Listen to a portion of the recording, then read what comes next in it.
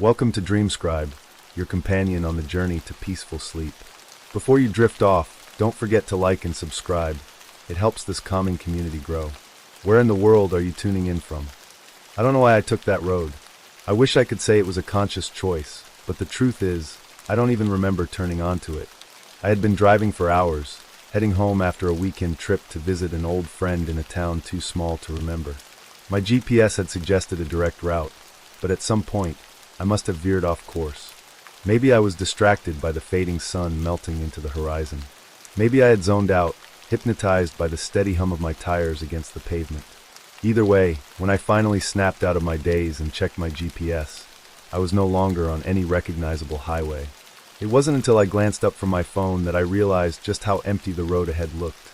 The two-lane highway stretched out endlessly, flanked by dense walls of pine trees that towered over both sides, their jagged silhouettes sharp against the deepening twilight.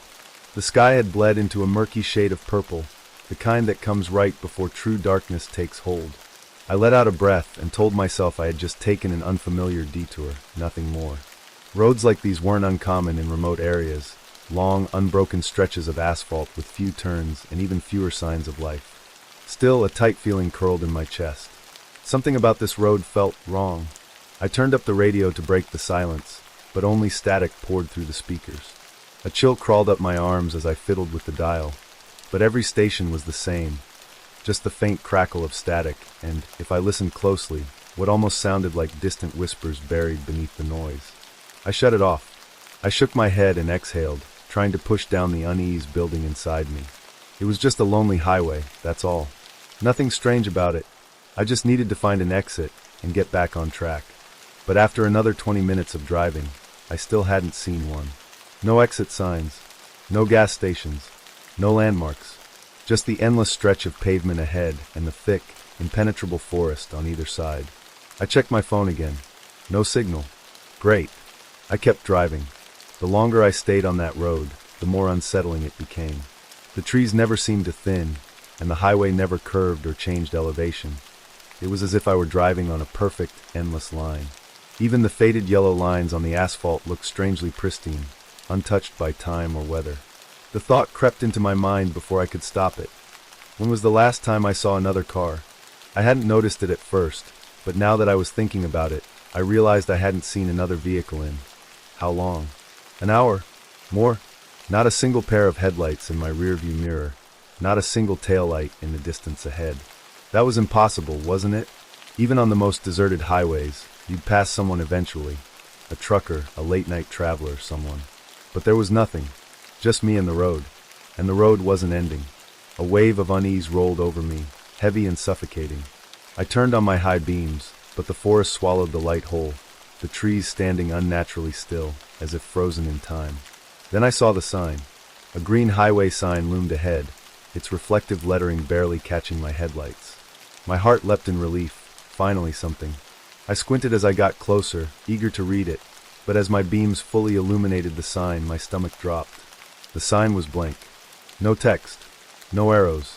Just an empty green slab bolted to two rusting poles, as if whatever information had once been there had been erased completely. My hands tightened around the steering wheel. What the hell kind of road was this? Panic clawed at the edges of my mind, but I forced myself to stay calm. Maybe the sign had faded over time, its paint worn away by years of exposure. Maybe it had been vandalized. Maybe. I shook my head. None of those explanations made sense. I drove on. Minutes passed. Then an hour. Then another. The sky remained dark, but I couldn't tell if it was still night or if dawn had simply decided not to come. My dashboard clock flickered between impossible numbers. 3:14 a.m., 9:46 p.m., 12 a.m., back to 3:14 a.m. I checked my phone again, but the screen was black. Dead. That was when I saw the gas station. A single building sat on the right side of the road, its neon open sign flickering weakly in the darkness. Relief crashed over me. Even if it was old and run down, at least it was something real, something tangible. I quickly pulled in, my tires crunching over loose gravel as I came to a stop. The gas station was small, the kind you'd find in the middle of nowhere, with a single pump and a dimly lit interior. The windows were dusty, the fluorescent lights inside flickering. But something felt off. I stepped out of my RV, the night air sharp against my skin. There was no wind, no crickets, no distant hum of traffic, just an eerie, suffocating silence. I took a hesitant step forward. Then I noticed the door. It was slightly ajar, swinging ever so gently, as if someone had just stepped inside.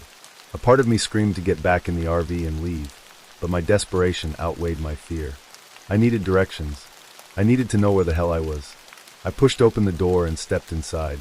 The moment I did, a loud knock echoed from somewhere deep within the store. I froze. The sound had come from behind the shelves, near the back storage room. My pulse thundered in my ears as I slowly turned my head, half expecting to see someone standing there. But the store was empty. Another knock. This time closer. My throat went dry. It sounded deliberate, sharp, rhythmic, as if someone wanted me to know they were there. I backed away toward the door, my hands shaking. Then, just as I reached for the handle, the store's radio crackled to life, static filling the empty space. And beneath the static, a voice whispered, "There are no exits." The night was unusually dark, the kind that seemed to swallow the headlights of my RV as I drove. I wasn't in a rush, but I had been on the road longer than planned. My GPS flickered for a moment before announcing a reroute. A new road appeared on the screen, a straight, seemingly simple highway that promised a quicker route to my destination. I took the turn without much thought. The road was smooth, newly paved, and void of any other vehicles. No gas stations, no signs, just an endless stretch of blacktop flanked by towering trees that swayed in the windless night. At first, I appreciated the solitude, but as the miles stretched on, a nagging unease settled in.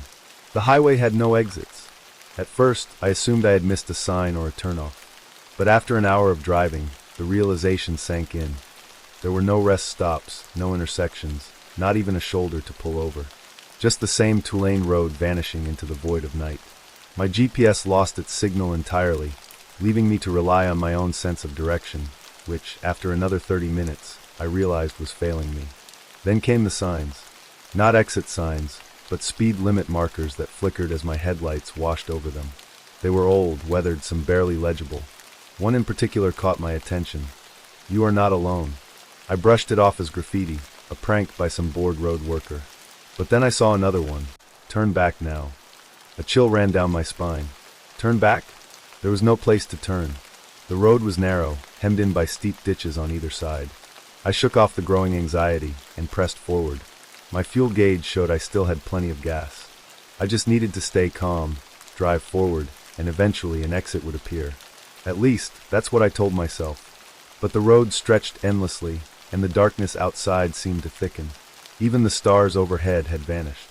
My headlights struggled against the oppressive blackness, illuminating only the stretch of road immediately in front of me. The trees were wrong, too. At first, they were a blur of branches and leaves, but the longer I drove, the more they seemed identical. Every tree trunk was the same shape, every branch bent in the same way.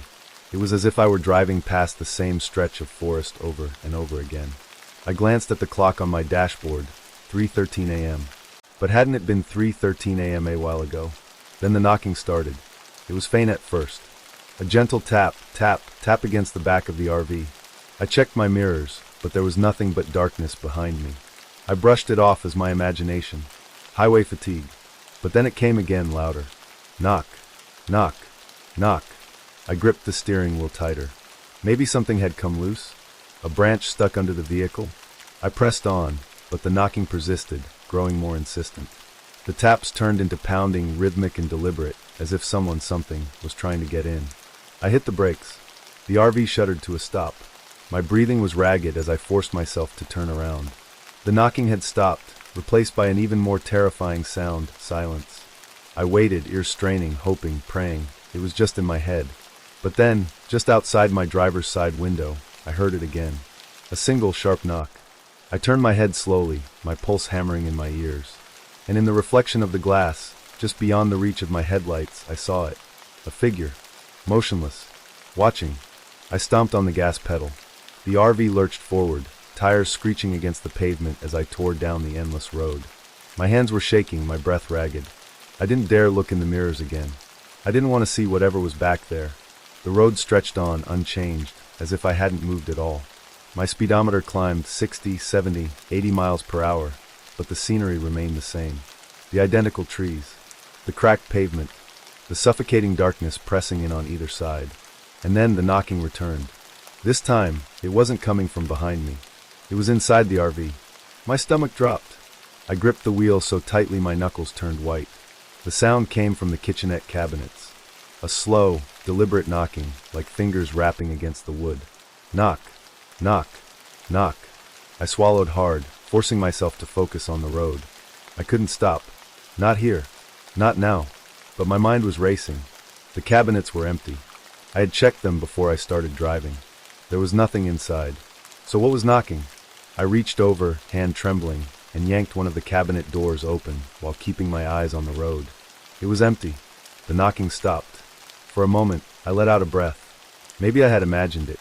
Maybe the stress was making me hear things. But then, just as I tried to steady my breathing, the knock came again. From the cabinet below. I slammed it shut and pressed my foot harder against the gas. My head was spinning, my heart pounding. My mind screamed at me to pull over, to get out of the RV, to run. But where would I go? There was no exit, no turn-off. Just the endless highway stretching into oblivion. The clock still read 3:13 a.m. I was trapped. Title: The Highway with No Exits. The sense of unease had fully settled in, thick like the night air pressing against the windshield. Miles stretched endlessly, yet the scenery remained eerily unchanged. Flickering highway lamps, the occasional rusted road sign, and the deep, oppressive blackness beyond the reach of his headlights. Jacob checked the GPS again. The screen blinked mockingly at him, the blue navigation line looping into itself, as if he had been driving in circles. He tried his phone again, no signal. He was completely cut off, left with nothing but the sound of his own breath and the steady hum of his tires on asphalt. Then, the first real sign that something was wrong, something beyond logic, beyond reason. His gas gauge hadn't moved. He had been driving for what felt like hours, and yet the needle remained exactly where it had been when he first took the wrong turn. At first, he rationalized it. Maybe he had overestimated the drive, maybe the gauge was faulty. But the longer he stared at it, the less sense it made. Even an idle car would have burned some fuel. Anxiety curled in his stomach, and for the first time, he whispered aloud, as if to break the spell of silence. "What the hell is going on?" The radio crackled. He jumped, twisting the volume knob instinctively. The static hissed and sputtered, rising and falling like heavy breathing. Then, through the distortion, he thought he heard something, words buried beneath the noise. A whisper, a warning. He leaned in, heart hammering. "Don't stop." The words barely registered before a sudden movement in the rearview mirror caught his eye. A shadow, just beyond the edges of the back seat. He spun around. Nothing. Just the empty seats, the darkness pressing against the windows. Jacob exhaled, shaking his head. He was exhausted. That had to be it. His mind was playing tricks on him. But then the knocking started. A sharp, deliberate sound, 2 knocks. From inside the glove compartment. His breath hitched. His hands gripped the steering wheel so tightly his knuckles turned white. He didn't move. Didn't breathe. Then again. Knock. Knock. Measured. Insistent. Slowly, with trembling fingers, he reached toward the glove compartment. The car hit a bump, and he jerked his hand back instinctively. When he looked at the dashboard, his heart nearly stopped. The gas gauge had dropped to empty. A cold chill crawled up his spine. He pressed the pedal, trying to maintain speed, but the car sputtered, coughing, choking, before the engine cut out entirely. He rolled to a stop on the shoulder of the road, his headlights casting long, trembling shadows. Silence. Then, the knocking again. This time, from the trunk. Jacob turned, staring at the back of the car, his pulse a wild, frantic drumbeat in his chest. The knocking grew louder, more insistent, and then his phone, lying uselessly on the passenger seat, lit up. One notification. A message. Unknown number. Get out now. His body locked in terror. The air inside the car felt thick, suffocating. His fingers fumbled with the door handle, but his mind screamed. Where would he go? The endless highway stretched in both directions, void of life, void of escape. Then the trunk latch clicked. The lid began to rise, slowly, agonizingly, until the darkness inside yawned open before him. And something moved. Something that should not have been there. Something that had been with him the entire time. Title: The Highway with No Exits. I had been driving for what felt like an eternity, my hands gripping the steering wheel so tightly that my knuckles turned white. My breath came in short, ragged gasps as the reality of my situation began to fully sink in. The road ahead stretched endlessly into the darkness, flanked by the same monotonous trees, the same empty gas stations, and the same soulless motels. I had tried every conceivable way to escape, every possible turn, yet nothing led me out. The horror of it all gnawed at my sanity. Was I trapped in some kind of supernatural loop? Or was my mind unraveling, playing a cruel trick on me? I glanced at the fuel gauge. It had barely moved. That alone should have been impossible. I had been driving for hours, yet the RV showed no sign of fuel depletion. That's when I realized, if my fuel wasn't running out, then how long had I really been here? Was it even night anymore? I slammed my foot on the brakes, skidding to a stop in the middle of the road, hoping, praying, that I would see something different if I just stopped moving. Silence. The night air was thick, heavy, suffocating. I stepped out of the RV, my boots crunching against the asphalt. A deep, uneasy feeling settled in my stomach as I turned in slow circles, scanning the landscape. The world around me looked off. The trees seemed to stretch unnaturally high, their dark forms twisting like gnarled fingers against the sky. The motel sign nearby flickered erratically, casting a sickly glow over the abandoned parking lot. It was as if I had stepped into a realm where time had no meaning, where the very fabric of reality was fraying at the edges. I reached for my phone, but as expected, it was useless. No signal, no GPS, just an endless loading screen that taunted me with its false promise of connection. I turned back to the RV, my heart hammering in my chest. I had to keep moving. I couldn't just stay here. As I slid into the driver's seat and turned the ignition, something changed. The dashboard lights flickered wildly before stabilizing. Then, for the first time since I had found myself trapped, the radio crackled to life. Static. At first, just an incomprehensible, garbled mess of sound. But then, something else, something beneath the static. A voice. I couldn't make out the words at first, but as I turned the volume knob, it became clearer. A whispering, disjointed voice, weaving in and out of the static like a signal struggling to break through. Turn back, turn back, turn back. My blood ran cold. The voice was hoarse, barely above a whisper, yet it sent chills down my spine. Who was speaking? Was this some kind of warning? Or was it another trick of this highway, another attempt to ensnare me further? My instincts screamed at me to turn the radio off, but I couldn't. Something about the voice held me captive, as if it carried some deeper knowledge, some unseen truth that I needed to understand. Then suddenly a burst of static, a shift in frequency, and the voice changed. You're already here. I felt a hand clamp down on my shoulder. A scream ripped from my throat as I spun around, expecting to see some ghastly figure looming behind me. But there was nothing, just the empty RV, dimly illuminated by the dashboard lights. My pulse thundered in my ears, my mind racing to make sense of what had just happened. Had I imagined it? Or was there truly someone, something, here with me? The radio continued to crackle, but the voice was gone. Only the static remained, a ceaseless, maddening hum that filled the cabin. I forced myself to breathe, to focus. I had to get out of here. Now. Slamming the RV into drive, I pressed the accelerator, pushing the vehicle to speeds I normally wouldn't dare attempt. The road blurred past me, the trees morphing into a chaotic swirl of shadows. My mind clung to one singular thought: escape. I had to find an exit. I had to break free from this nightmare. Then the headlights flickered. Once, twice, and then darkness. The RV lost power completely, the engine cutting out as if something had reached into its core and ripped the life from it. I gripped the wheel, my breath coming in frantic gasps. The silence that followed was deafening. Then, the knocking started. A slow, deliberate knock against the side of the RV. Knock, knock, knock. I swallowed hard, my body frozen in terror. The sound came from the passenger side, right outside the window. But I couldn't see anything. The darkness beyond the glass was absolute. I reached for the keys, my fingers trembling, but they wouldn't turn. Knock, knock, knock. It was getting louder, closer, insistent. I turned my head, dreading what I might see. And that's when I noticed it, the rearview mirror. There was something sitting in the back seat. A shape, a figure, a face staring back at me. I screamed, lunging for the door handle, desperate to escape. But the moment my fingers touched the metal, everything shifted. The lights came back on. The engine roared to life. The radio hummed with soft static, and the RV was parked, right back where I had started, at the beginning of the highway. I gasped, my mind reeling.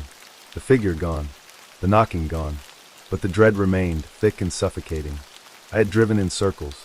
Again. And there was still no exit. I don't know how long I sat there, staring at the map. My fingers trembled as they hovered over the glove compartment, unwilling to open it again, unwilling to confirm what I already knew. The moment I looked away, it would be back. It always came back.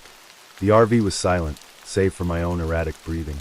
Outside, the wind howled through the skeletal trees that lined the roadside, their branches clawing at the night sky. I could still smell the faint, acrid scent of burnt paper lingering in the air, despite the fact that I had reduced the last copy of the map to nothing but ashes. But I knew better now. The map wasn't something I could simply destroy. It wanted to be seen.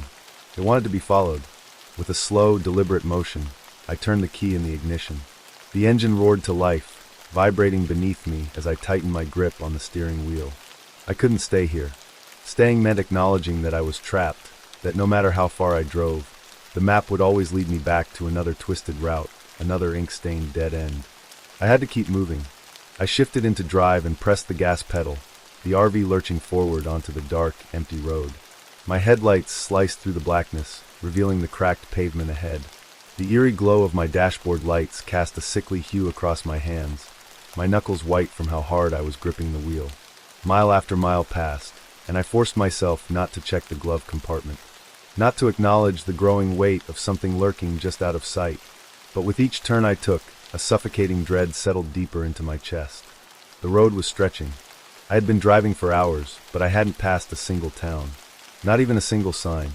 It was as if I were caught in a loop, the scenery around me subtly shifting, but never truly changing. The same trees, the same cracked pavement, the same eerie silence. Then, the knocking started again. A sharp, deliberate rapping sound. Not from outside, but from inside the glove compartment. Knock, knock, knock. I swallowed hard, my pulse hammering in my ears. I should have ignored it. I should have just kept driving. But I didn't. With a trembling hand, I reached forward, my fingers hesitating for just a moment before finally pressing the release latch. The glove compartment swung open. And there it was. The map. Perfectly unfolded, its blood-red markings vivid against the yellowed paper. But this time, something was different. A new mark had appeared. My breath caught in my throat as I traced the fresh crimson circle with my eyes. It was no longer just some nameless, abandoned road. It was here. My location. My exact coordinates. The RV lurched, skidding slightly as my grip faltered on the wheel. I slammed the brakes, my heart pounding so violently that I thought I might pass out. I couldn't do this anymore. I had to get out. I had to run. I flung open the door, stumbling out onto the cold asphalt. The air was thick, oppressive, pressing against me like unseen hands. My breath formed small, frantic clouds in front of me as I turned in circles, scanning the darkness for any sign of escape. And that's when I saw it. Up ahead, just barely illuminated by my headlights, stood a figure. Motionless. Watching. A choked sound escaped my throat. It was impossible to make out any features, but the silhouette was unmistakable. Someone, or something, was standing in the middle of the road, waiting. My legs refused to move. My body screamed at me to run, to get back in the RV, to drive anywhere but here. But I was frozen. Then, as if on cue, the map in my hand began to burn. The flames spread rapidly, devouring the paper in seconds, the heat searing my fingertips. I dropped it, stumbling backward as the ashes scattered at my feet. When I looked up again, the figure was gone. But I wasn't alone. The knocking had started again. Only this time, it wasn't coming from the glove compartment. It was coming from inside the RV. I turned slowly, my breath shallow and uneven. The door to the RV was still open, swaying slightly in the wind. Knock, knock, knock. I couldn't move, couldn't breathe. Every nerve in my body screamed at me to run, to leave everything behind and never look back. But I knew better.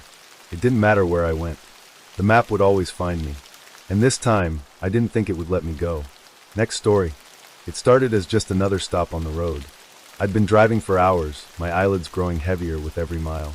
The world beyond my windshield had collapsed into a blur of black asphalt, fading road signs, and the occasional glow of distant headlights. The highway stretched endlessly ahead, an unbroken ribbon of darkness, and I could feel the weight of exhaustion settling into my bones. I needed to stop. Soon. I checked the GPS on my dashboard, but my signal had cut out miles ago. No bars, no service. Just a blinking message. Searching for network. Frustrated, I let out a sigh and refocused on the road. I knew there had to be something up ahead, a rest stop, a gas station, an RV park where I could pull over for a few hours of much-needed sleep. Then, as if answering my silent prayer, a wooden sign materialized on the right side of the road. I hadn't noticed it before, but I must have missed the first marker. Either way, relief washed over me. An RV park meant I wouldn't have to sleep on the side of the road, which was always a risk in the middle of nowhere. With a flick of my turn signal, I followed the arrow pointing toward a narrow side road, barely illuminated by my high beams. The moment I turned off the main highway, the world felt different. The road was smoother than it should have been for such a remote area. The air itself seemed thicker, pressing against my skin like the moment before a thunderstorm. My headlights cut through the darkness, revealing towering pine trees that lined both sides of the narrow road, their branches reaching out as if to swallow my RV whole. A few minutes later, I saw it. The entrance to Moonlight Pines. A crooked wooden arch stretched over the gravel driveway, the park's name carved into its surface in faded lettering. A small office cabin sat just inside the entrance, the porch light flickering weakly.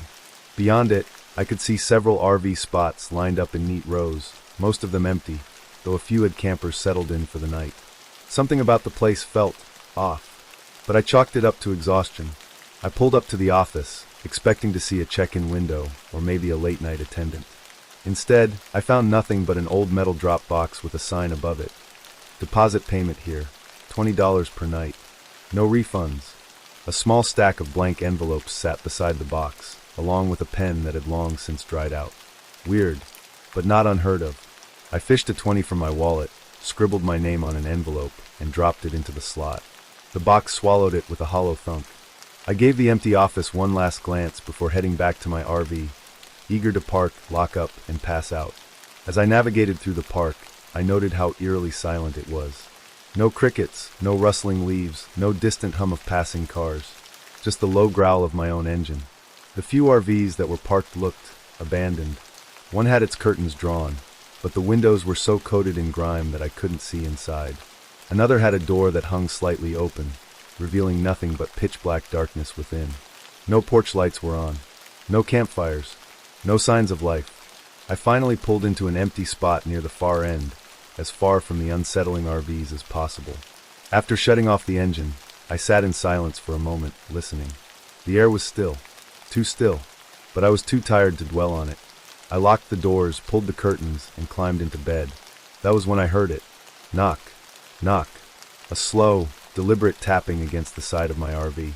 I froze, my breath caught in my throat. The sound wasn't loud, but in the absolute silence of the park, it felt deafening. I glanced at my phone. Still no service. For a moment, I thought about opening the window to check. Maybe it was a park ranger doing a late-night check. Maybe another traveler needing help. But something deep in my gut screamed at me to stay still. I waited. Listened. Nothing. I let out a shaky breath, convincing myself it was my imagination. The wind. A tree branch. Something logical. Then it happened again. Knock. Knock. This time, it came from the other side of the RV. A cold chill ran down my spine. The knocks weren't frantic, weren't urgent. Just patient. As if. I stayed frozen, barely daring to breathe. Minutes passed. Then an hour. Eventually, exhaustion won over fear, and despite everything, I drifted into a restless sleep. When I woke up, the first light of dawn was spilling through the gaps in my curtains. I sat up, my heart still hammering from the memory of the knocks. For a moment, I debated whether I should even check outside. What if something was out there? What if something had left evidence? But curiosity won. I cautiously unlatched the door and stepped outside. The crisp morning air was still untouched. The park looked exactly the same as the night before, quiet, empty, unmoving. Then I noticed something that made my blood run cold. The office cabin was gone. Not just empty. Gone. The place where it had stood was nothing but overgrown grass and scattered pine needles, as if it had never been there at all. A pit formed in my stomach as I turned to look at the other RVs. They were gone too. The entire park was an open clearing, as if it had never existed in the first place. My RV sat alone in the center of an empty field. My pulse pounded in my ears. I stumbled back inside, started the engine, and sped toward the exit, gravel kicking up behind me. When I reached the highway, I checked my GPS, desperate to find any sign of the park on the map. Nothing. No moonlight pines. No side road leading to it. Just a long, uninterrupted stretch of highway. And that's when I saw it. The $20 bill I had dropped into the payment box was now sitting on the passenger seat, folded neatly in half. I didn't stop driving for the next 100 miles. As the morning sun filtered through the slats of the RV's blinds, Jason stirred awake to an unsettling silence.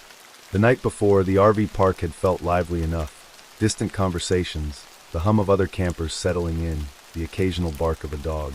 Now there was nothing. Not even the expected chirping of birds or the rustling of leaves in the breeze. Just silence. Frowning, Jason sat up, rubbing his eyes. The digital clock on the kitchenette counter blinked 8:03 a.m. in faint red digits. He turned to his wife, Melissa, still sleeping soundly, her chest rising and falling with soft, even breaths. His unease was subtle but present, like an itch in the back of his mind. Something was off. Sliding out of bed, he stretched and shuffled toward the small window near the kitchenette, pulling back the curtain. Expecting to see the other RVs parked nearby, the picnic tables, maybe an early riser walking their dog, he instead saw nothing. The lot was empty. Every single RV, camper van, and tent that had been there the night before was gone. Jason blinked hard, his brain scrambling for a logical explanation. Had they all left early? Maybe there was some local event, or they just happened to be late risers. But every single spot being empty? That didn't sit right. The fire pits, which had still been smoldering the night before, were now cold, as if they hadn't been used in days. He turned to Melissa, nudging her gently. "Hey, wake up!" She groaned in protest, curling deeper into the blankets. "What time is it?" "A little past 8, he replied, voice tight. "Something weird's going on." Melissa cracked open one eye, her brows knitting together in mild irritation. "Weird how?" Jason hesitated. He didn't want to sound paranoid. "Just come look." With a sigh, she sat up, stretching before making her way over. As soon as she peered out the window, the sleepiness in her expression vanished. "Where the hell did everyone go?" "That's what I'm wondering," Jason muttered. "They were here last night, right?" "Of course they were," Melissa said, wrapping her arms around herself as though warding off a chill. "I remember hearing people laughing. I saw that couple with the golden retriever near the bathrooms. And that guy in the red flannel, he waved at me when I went to get water." Jason grabbed his hoodie from the hook near the door. "I'm gonna check it out." Melissa hesitated. "Maybe we should just leave." Jason turned to her, brow raised. "We don't even know what's going on yet." "Exactly," she said, her arms tightening around her torso. "And I don't know if I want to find out." Jason hesitated before nodding. "All right, let's at least pack up and hit the road early." Melissa exhaled in relief, moving to start the coffee maker while Jason stepped outside. The morning air was crisp, carrying the scent of pine and damp earth.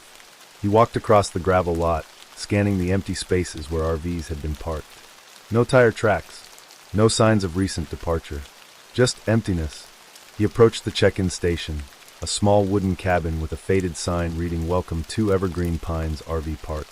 The door was locked. Peering through the dusty window, Jason saw nothing inside except a single desk and an old, unplugged landline phone. Something tugged at the edges of his memory, something the owner had said when they'd checked in.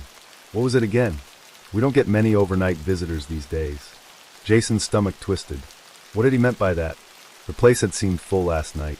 He turned back toward their RV, only to stop dead in his tracks. A chill swept down his spine. There were no tire tracks leading to their RV either, as if it had just appeared there. Jason's heart pounded in his chest as he quickened his pace, practically jogging back inside. Melissa was pouring coffee, looking up at him with concern. "What's wrong?" "I don't think we should be here anymore," he said, yanking open the cabinets and hastily grabbing their travel mugs. Melissa's eyes widened. "What happened?" Jason hesitated before answering. "There's no sign that anyone was ever here. No tracks, no footprints, no tire marks." Melissa paled. "That doesn't make sense. We saw people. We talked to the guy at the check-in station." Jason nodded, jaw clenched. "And now it looks like this place hasn't been used in years." A heavy silence settled between them before Melissa swallowed hard. "Let's go." Jason nodded, grabbing the keys from the counter. He reached for the door handle. Knock, knock, knock. Both of them froze. The knocks had come from inside one of the cabinets. Jason turned his head slowly. Melissa clapped a hand over her mouth, eyes wide with terror. The knocking came again, deliberate and slow. Knock, knock, knock. Jason took a cautious step forward. The cabinet under the sink. The one where they kept spare cleaning supplies. Melissa shook her head rapidly, whispering, "Don't open it." Jason hesitated. Then, with a deep breath, he grasped the handle and yanked the door open. Nothing. Just a half-empty bottle of dish soap and some rags. Jason exhaled shakily, forcing a laugh. Maybe something shifted during the night. Melissa didn't laugh. Her face was still pale. "Jason." "What?" She swallowed. "Look at the door." Jason followed her gaze and felt his stomach drop. Inside the cabinet door, on the wood itself, were 3 fresh indentations. Like something had knocked from the inside. The silence that followed was suffocating. Melissa grabbed his arm. "We need to leave. Now." Jason didn't argue. He turned, rushed to the driver's seat, and fired up the engine. The RV rumbled to life, and Melissa secured everything down as best she could. Jason threw it into gear, speeding out of the lot, gravel crunching under the tires. As they pulled onto the main road, Jason glanced in the rearview mirror and nearly slammed on the brakes. The RV park was gone. Not just empty. Gone. Where there had been gravel lots and wooden signs, there was now only an overgrown field, thick with trees and tangled weeds. Melissa covered her mouth in shock. "Jason, where the hell did it go?" Jason couldn't answer. He could barely think. His hands trembled on the wheel as he stepped on the gas, desperate to put as much distance as possible between them and the place that had never existed. As the road stretched ahead, a sickening realization dawned on him. If the park had never been there, where had they spent the night? I woke up to silence. A strange, unnatural silence. The RV was still, parked exactly where we had left it, but something felt off. I couldn't quite put my finger on it. The morning light outside was muted, as if the sun had been smothered by a thick veil of clouds, even though the night before had been clear. I could hear no birds, no distant cars, no rustling leaves, nothing but an eerie stillness that pressed in on me like a suffocating weight. Emma stirred beside me, rubbing her eyes. "Did you hear that knocking last night?" she mumbled. My stomach twisted. I had heard it too, 3 precise knocks, soft yet deliberate, against the side of the RV. At the time, I had chalked it up to a loose branch in the wind, but now I wasn't so sure. "I thought it was just my imagination," I admitted. "Maybe a tree branch or something." Emma shook her head, frowning. "There's no wind. Nothing moved all night." That realization sent a ripple of unease through me. I got up, grabbed my phone, and checked the time, 7:13 a.m. A dull headache throbbed behind my eyes, and my body felt unusually heavy, like I hadn't slept at all. I pulled on a hoodie and unlatched the RV door. The second I stepped outside, the air felt wrong. It was thick and stagnant, as if the world itself had stopped breathing. The trees stood motionless, their branches rigid against the overcast sky. The gravel lot, the picnic tables, the office building in the distance, everything looked exactly as it had the night before. But the atmosphere had changed. Something was watching. Emma joined me a moment later, crossing her arms against the unnatural chill. "This place is giving me the creeps," she muttered. I nodded. "Let's just grab some coffee and head out." We moved through the morning motions, brewing coffee and packing up, but that gnawing sense of unease never left me. Every so often, I found myself glancing out the window, scanning the treeline, the empty lot. It felt like something was just beyond my line of sight, waiting. Then the first truly impossible thing happened. I had just stepped outside to check the tires when I noticed it. Our tire tracks, or rather, the lack of them. The gravel beneath the RV was undisturbed. I frowned. That wasn't possible. We had pulled in late last night, driven over this very spot, and parked. The ground had been damp from the evening air.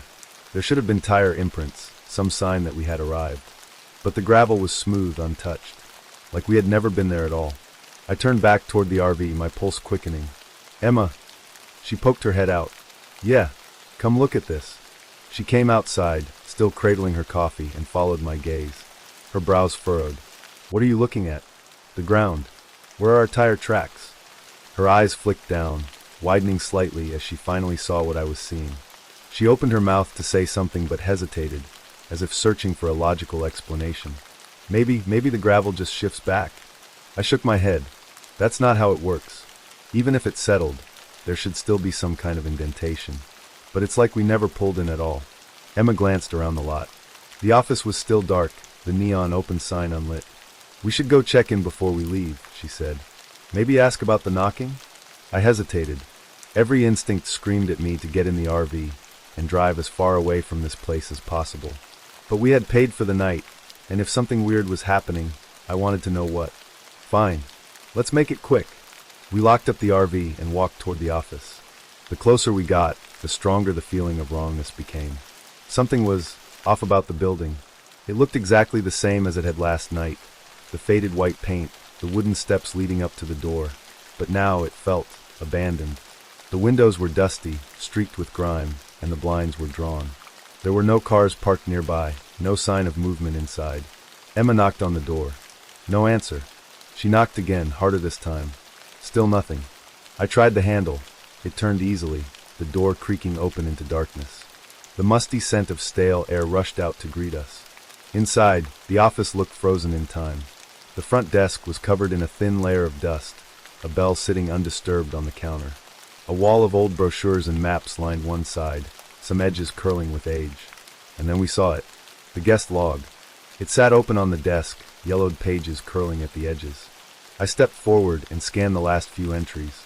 The latest date was from over 5 years ago. There were no recent names. No indication that anyone had checked in here for years. Emma took a shaky step back. No, that's not right. We paid last night. We talked to someone. My head felt like it was buzzing, a deep sense of dread taking root in my chest. I grabbed the book and flipped through the pages, but they all told the same story. This place had been abandoned for years. Then, Emma made a strangled sound. She pointed to something behind the desk. A picture frame, covered in dust, propped up against the counter. It was a group photo, a staff picture, judging by the uniforms. 5 people, standing in front of the very building we were in. But my eyes locked onto one face in particular. The man who had checked us in last night. Only he looked younger. Much younger. The name beneath his face was barely legible, but it confirmed what I already feared. He had died in 2018. I dropped the book. We need to leave. Now. We turned and bolted out of the office, back toward the RV. My heart hammered against my ribs. My skin was crawling. Everything felt wrong. We climbed inside, locking the doors behind us. Emma was shaking, her breath coming in short, panicked bursts. We were talking to a dead man, she whispered. I threw the RV into reverse, spinning the wheel, desperate to get out of there. The tires kicked up gravel as we pulled out, the road stretching ahead. But then, the impossible happened again. We passed the first row of trees, and suddenly, we were right back in the same parking lot. We hadn't moved at all. The office was in front of us. The gravel lot. The same damn abandoned building. It was like we had never left. Emma grabbed my arm, nails digging in. No. No, no, no. I swallowed hard. My hands felt numb on the wheel. My throat was dry. We were trapped. I gripped the steering wheel, my knuckles white as I tried again. The RV roared to life, tires crunching over gravel as I pressed the gas. The road stretched ahead, dark, twisting, leading out of this nightmare. I didn't care about the route anymore. I just needed to get out. Emma was next to me, breathing heavily, her eyes locked on the windshield as if blinking might cause the world around us to shift again. The sick feeling in my gut wouldn't go away. The RV park wasn't real. We had slept in a place that didn't exist. And now, it wouldn't let us leave. The trees whipped by, the headlights casting eerie shadows on the empty road. It should have been a straight shot back to the highway. We had come in on a single road, one road. There was no getting turned around. No other paths. No reason we should have been looping back. But then, I saw it. The entrance sign. Again, the exact same wooden sign, half-rotted, swaying slightly in the wind. Welcome to Silver Pines RV Park. The gravel lot stretched beyond it, untouched, exactly as it had been when we arrived the night before. Emma made a strangled sound in the back of her throat. No, we didn't. I slammed on the brakes, the RV jerking to a sudden stop. My hands were trembling as I put it into reverse, my breath coming in sharp, ragged bursts. I turned the wheel, hard, angling back onto the road. My heart pounded so violently it felt like my ribs might crack. This isn't possible, I muttered, sweat beading on my forehead. This isn't possible. Emma was gripping the sides of her seat, staring at me with wide, fearful eyes. We just left. I pressed the gas, speeding down the road, watching the trees blur past. The asphalt stretched ahead, winding and bending through the dense forest. We should have hit the highway by now. But then, after another 5 minutes of driving, I saw it. Again. That same damned entrance sign. I slammed on the brakes so hard Emma lurched forward in her seat, barely catching herself. "No," she whispered. "No, no, no, no." I felt like I was going to be sick. My mind couldn't make sense of it. My body felt light, untethered, like I was floating outside of myself. This wasn't just getting lost. We were caught in a loop. A perfect, seamless, impossible loop. Emma suddenly scrambled for her phone, her fingers shaking as she unlocked it. "GPS. We can see where we are." I waited, watching her swipe frantically at the screen. And then her breathing hitched. She turned the phone toward me. Just a blank gray screen with a single, frozen dot, our RV, hovering in an empty, featureless void. A deep chill crawled down my spine. "That's not possible," I whispered. Emma's hands trembled as she refreshed it over and over again, but nothing changed. It was as if we didn't exist anywhere at all. I gritted my teeth, forcing myself to stay calm. "We need to think. There's got to be a reason this is happening. We didn't just fall into another dimension." Emma swallowed hard. "Then how do you explain that?" she whispered, pointing out the windshield. I followed her gaze, and every muscle in my body turned to ice. The RV park was different now. The office building was completely collapsed, nothing more than a pile of rotted wood and broken glass. The picnic tables were overturned, covered in vines. The gravel lot was cracked and overgrown. The neon sign that had glowed vacancy last night now hung in shattered pieces. It looked, not just old, deserted, decayed, as if it had been this way for decades. Emma was shaking. "We were just here. This isn't what it looked like last night." I gripped the wheel so tightly my fingers ached. My pulse thundered in my ears. Something was happening. Something was rewriting reality. I suddenly remembered the guest book. The dust-covered pages. The last recorded entry from over 5 years ago. Had we spent the night in a place that didn't exist? A place that had been long dead? A cold dread settled into my stomach. "We need to get out of the RV." Emma snapped her head toward me. "Are you insane?" No, we need to." "We're stuck," I interrupted, my voice tight. "Driving in circles isn't working. Something is keeping us here." She swallowed hard, eyes darting to the windshield. The forest beyond was too still, too quiet. After a long, shaky breath, she finally nodded. "Okay." I grabbed the flashlight from the glove compartment and slowly pushed open the RV door. The air outside was different now, thicker, heavier, like wading through something unseen. Emma followed close behind, her arms wrapped around herself as if trying to ward off a chill that wasn't entirely physical. The ground crunched beneath our feet as we approached the ruins of the RV office. The moment I stepped onto the porch, a sudden gust of wind tore through the lot, sharp and biting. The front door swung open. A hollow, empty darkness yawned beyond the frame. Emma grabbed my arm. "We shouldn't be here." I took a breath, steeling myself. "We already are." I stepped inside. The air was thick with dust and rot. The front desk was nothing more than a pile of broken wood, the brochures on the wall crumbling into illegible scraps. But my attention was drawn to something else. A picture frame, lying half-buried beneath debris. I knelt and picked it up, brushing away the dust. It was the same staff photo from the night before, the one we had seen inside. But this time, we were in it. Emma let out a small, choked sound. Our faces were among the employees, smiling, standing there like we had always been a part of the park, like we had been there forever. My vision swam. My pulse was deafening. I dropped the frame and staggered back. A voice suddenly echoed through the empty building. "Welcome back." It was the man from last night, but I already knew. He had never left. I sat in the driver's seat, gripping the steering wheel with white-knuckled hands, my heart hammering in my chest. The cold morning air seeped into the RV, but I barely noticed. The only thing I could focus on was the empty land stretching before me. No RV park, no other campers, just an open, desolate field with no sign that anyone had ever been here. I turned to Rachel, hoping she would give me a logical explanation. Maybe I had driven off in the night in some kind of dazed sleepwalking state, but her wide, trembling eyes told me she was just as lost as I was. "Tell me you see it too," she whispered. "There's nothing," I said, my voice hollow. "There's nothing here." The realization sent a wave of nausea rolling through me.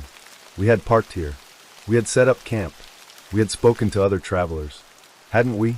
I yanked my phone from my pocket, my fingers shaking as I scrolled through my photos. There had to be proof. Something. Anything. But as I swiped, my stomach dropped. The pictures were wrong. The images from last night were there. but they were off. The first showed our RV parked in the spot we had chosen, just as I remembered. But where I knew there had been a row of campers stretching out behind us, there was only darkness. A vast, empty landscape. The next photo was of Rachel, sitting by the campfire, but her face was blurred, as if she had turned her head too fast at the exact moment the picture was taken. Except I knew she hadn't moved. I had watched her pose for the picture. Then came the last photo, one I didn't remember taking. A low, grainy shot of our RV from a distance. The lighting suggested it had been taken sometime around dawn. But we had been inside the RV all night. Neither of us had left. I looked closer. There was something standing beside our RV. A tall, shadowed figure, just at the edge of the frame. And in the very bottom corner, barely visible, was something scratched into the dirt. A single word. Stay. A shudder ran through me, my breath coming in shallow gasps. Rachel. I turned the phone toward her, but she was already looking at something else. Her hands trembled as she held up the old brochure from the RV park. But it wasn't old anymore. The paper, which had been yellowed and brittle when we first found it, was now crisp, as though it had just been printed. The ink was fresh. The edges were clean. But the address at the bottom, the one we had used to find this place, was different now. It wasn't an address at all. Just two words. A gust of wind howled through the empty landscape, rattling the RV's windows. Rachel's breath hitched, and I saw the moment the reality of our situation finally set in. "We have to go," she whispered. I didn't argue. I turned the key in the ignition. The RV roared to life, its engine a welcome sound in the suffocating silence. I threw it into drive and peeled away, gravel crunching beneath the tires. As we sped down the empty road, my mind raced. Had we imagined it all? Had we somehow hallucinated the entire RV park? No, that didn't make sense. Other people had been there. We had spoken to them. We had heard their voices. Or had we? Had we ever actually seen them up close? I swallowed hard, my grip tightening on the wheel. I didn't want to think about that. The farther we got from the site, the heavier the air inside the RV felt, like something unseen was pressing down on us. Rachel was hunched in the passenger seat, her arms wrapped tightly around herself, staring straight ahead. Neither of us spoke. And then, just as I thought we were finally in the clear, I glanced in the rearview mirror. My blood turned to ice. For a split second, just long enough for my brain to register what I was seeing, I swore I saw our campsite behind us. Not the empty field we had woken up in, but the campsite, the flickering glow of firelight, the silhouettes of other RVs, a row of campers standing motionless in the dark, and standing at the very edge of it all was a figure, tall, shadowed, watching. I blinked. It was gone. I forced my eyes back to the road, refusing to look again. Maybe I had imagined it. Maybe my mind was playing tricks on me. Maybe. But as we drove in silence, I could still hear it. A faint sound, barely noticeable over the hum of the engine. A soft, rhythmic knocking, coming from inside one of the cabinets. Right behind me. Next story. It was just supposed to be a shortcut, an old backroad highway I found on the map to shave an hour off my drive. I had been on the road for days, my RV rumbling beneath me as I made my way across the state. Long stretches of highway blurred together, my world reduced to asphalt, gas stations, and the occasional roadside diner. But that night, as the sun dipped below the treetops and darkness crept across the sky, I made the decision that would change everything. The tunnel didn't even have a name on my GPS. It was just a thin, winding road cutting through dense forest, leading to a long-forgotten pass beneath an old railway. I was supposed to rejoin the highway on the other side, simple as that. But the moment I turned onto the road leading toward it, I felt it, an unnatural stillness in the air, a quiet so heavy it settled against my chest like a weight. The moment my tires hit the cracked pavement, my radio let out a sharp burst of static. That should have been my first sign to turn back. The tunnel appeared suddenly, swallowed by shadows. It was longer than I expected, the entrance looming like a gaping mouth, edges jagged from years of erosion. The headlights of my RV barely illuminated the interior, revealing damp, aged bricks streaked with years of water damage. Graffiti covered the walls, some of it the usual crude symbols, but others felt different. Words scrawled in deep red paint, warnings I could barely make out. Turn back. Leave now. Don't listen. The last one was smeared, as if someone had dragged their fingers through the wet paint before it had dried. A chill ran up my spine. I hesitated for a moment. The tunnel wasn't particularly wide, just enough for one vehicle to pass through at a time. It stretched deep into darkness, a narrow, endless throat of black swallowing the dim glow of my headlights. The GPS flickered again, its voice stuttering as if struggling to form words. Rear calculating. I let out a breath and gripped the steering wheel. Just drive through, I told myself. It's just a tunnel. Just a shortcut. The RV rolled forward, and the moment I entered, the world outside disappeared. The second my tires were fully inside, I noticed the silence. It wasn't just quiet, it was absolute. The steady hum of the engine sounded distant, muffled, as if the tunnel itself had swallowed the sound. Even my own breathing seemed too loud, echoing strangely against the brick walls. I kept my eyes forward, unwilling to glance at the rearview mirror. Then the first knock came. A sharp, distinct knock-knock against the side of the RV. I froze. The tunnel was too narrow for anything to be outside my vehicle, and I hadn't seen anyone when I entered. My grip tightened on the steering wheel. Just the engine misfiring, I reasoned. Or maybe a loose branch caught under the tires. But then it came again. Knock-knock. Louder this time. Closer. I swallowed hard and pressed my foot on the gas, urging the RV forward. The tunnel wasn't long, maybe a minute's drive at most, but as I continued, it felt like I wasn't getting any closer to the other end. The darkness seemed to stretch infinitely before me, my headlights barely piercing the void. My pulse quickened. Just keep going. The knocks turned into pounding. Bang, bang, bang. From the roof this time. Something was on top of the RV. I slammed the brakes. My heart thundered in my chest as I reached for my phone, but there was no signal. The GPS screen flickered wildly, its voice glitching out into static-riddled nonsense. Then came the scream. It wasn't human. It wasn't anything I could describe. It started as a whispering wail, high-pitched and distant, but within seconds, it grew into something so loud and shrill it felt like my skull was cracking under the sound. I clamped my hands over my ears, but it didn't help. The noise was inside the RV, reverberating through every inch of the vehicle, rattling the windows, making my vision blur. My skin crawled with the feeling of something unseen, everywhere, watching, moving. Then silence. And in that silence, I heard the final knock. It came from inside the RV, just inches behind me. The night was growing darker, and the chill inside the RV deepened. I told myself it was just the cold mountain air, that the high elevation made the temperature drop faster than I was used to. But deep down, I knew that wasn't it. After our eerie first encounter with the tunnel, the brief but unmistakable whisper of a scream, I had tried to shake it off. Maybe it was the wind. Maybe the acoustics inside the stone walls just carried a distant sound. But no matter how many times I rationalized it, an unsettling knot tightened in my stomach. I glanced at my wife, Anna, who was fiddling with her phone in the passenger seat, her face barely illuminated by the dim glow of the screen. "Anything?" I asked, keeping my voice casual. She sighed, shaking her head. "No service. Not even a single bar." I nodded, gripping the steering wheel a little tighter. We had been on back roads before, but something about this place made the lack of connection feel more ominous. As I guided the RV along the winding path, I couldn't shake the sensation that we were being watched. The headlights cut through the dense fog creeping in from the trees. It curled along the road like ghostly fingers, making it hard to see more than 20 feet ahead.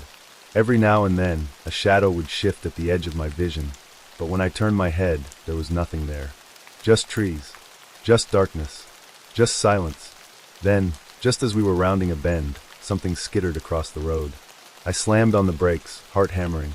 The RV lurched forward, and for a moment, all I could hear was the sound of my own breathing. Anna gasped. "What was that?" I didn't answer right away. My eyes were locked on the pavement ahead, searching for movement. It had been fast, too fast for an animal. A shape, hunched and low to the ground, moving in an unnatural way. But as the seconds stretched, there was nothing there. No sign of anything at all. Anna leaned forward, pressing her hand against the dashboard. "Did you hit it?" "I don't think so," I said, voice tight. I swallowed hard and exhaled. Probably just a fox or something. But we both knew that wasn't true. As I slowly accelerated, something thumped against the side of the RV. Anna let out a sharp yelp, whipping her head around. "What the hell was that?" she whispered. I checked the mirrors, scanning the road and the dense forest. Nothing. Just the fog, swirling and shifting as if it were alive. We pressed forward in silence. The road curved again, and suddenly, the tunnel was in front of us once more. I felt my stomach drop. "No way!" Anna stared in disbelief. "That's not possible." I knew for a fact that we hadn't turned around. We had driven straight, following the GPS as best as we could. But there it was, the same gaping black maw of the tunnel, the same cracked stone, the same eerie darkness stretching beyond the reach of our headlights. I hit the brakes again, harder this time. Anna's breathing was uneven. Are we lost? I checked the GPS, but the screen was frozen, glitching in a way I'd never seen before. The map twitched and flickered, as if something was trying to distort it. This doesn't make any sense, I muttered. My voice felt small in the vast silence. And then the knocking started. At first, it was soft. A single, deliberate tap against the side of the RV. Then another, and another. A slow, rhythmic knocking, coming from just outside the door. Anna grabbed my arm. Someone's out there. I turned off the engine, and for a moment, there was only the sound of our breathing. The knocking continued, methodical, patient, insistent. My skin crawled. Every primal instinct screamed at me not to open the door, not to look outside.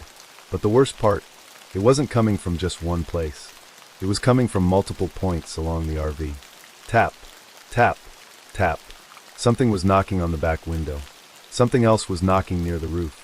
And another knock, closer, right at the passenger side door. Anna's grip tightened on my arm. "Drive," she whispered. "Just go." My hands were clammy as I turned the key in the ignition. The RV roared to life, and as soon as I pressed the gas, the knocking stopped. Instantly, as if nothing had ever been there. I didn't look back. I didn't stop. We drove through the tunnel, the headlights barely illuminating the endless stone walls. My fingers trembled against the wheel, my heart slamming in my chest. The tunnel stretched on and on, longer than it should have been. And then, without warning, the screams returned. This time, they weren't distant whispers. They were deafening. As the night deepened, the weight of unease settled heavily in the RV. I had convinced myself that what I heard before entering the tunnel was nothing, just the groans of an old structure, the echo of my own paranoia. But the silence that followed was deceptive, like a held breath waiting to exhale something terrible. I drove forward, hands clenched around the steering wheel.